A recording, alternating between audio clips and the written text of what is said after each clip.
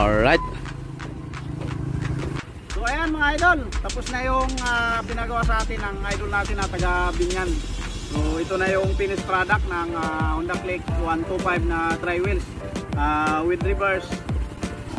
So ito na nga pala mga idol yung nilagay ni Idol Eric na kapag gusto mong umatras o abante.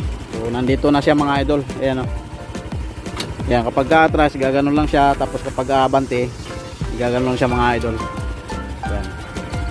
Napaka elegant ng pagkakagawa. Talagang ano siya mga idol, bagay na bagay sa mga beginner. At saka syempre sa mga idol natin ng mga PWD. Yan, bagay na bagay po siya mga idol sa mga may ganitong klase ng motor. Yan. Ito na yung kanyang finished product. Ayan, so meron din po